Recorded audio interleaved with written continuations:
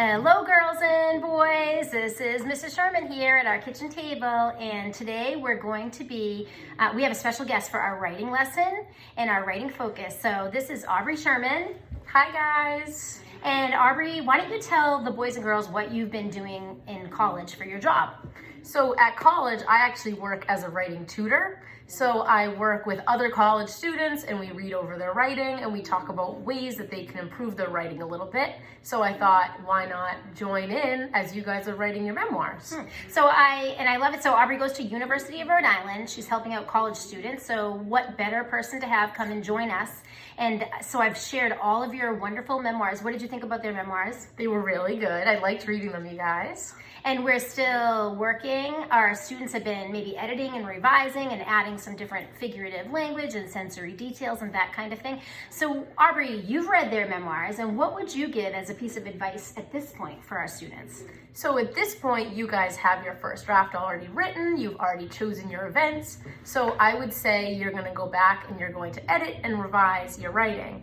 And as you're doing that, make sure that you understand why you've chosen this event for something that has changed who you are or improved who you are. And as you edit, make sure that that is very clear to the readers and you answer that question, why is this event important?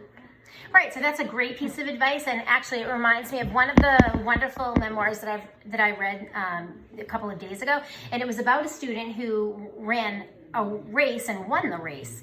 And as I was reading it, I was thinking, I believe I know why this was important to this student, but I don't know that a reader would necessarily know. So what would be something that that writer could say or write or include so that the reader really understands why that was important? So for a situation like that, I would say focus on the future after the event and how that event changed you.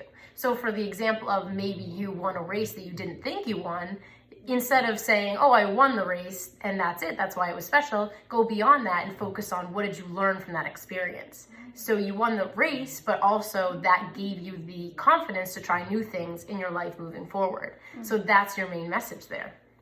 I love it. Excellent. So that's very good advice. So today's lesson is to go back and you're going to be thinking about, is the reason why you wrote this memoir, is it clear to your reader? Do they understand exactly why you chose that small moment or chose that memory?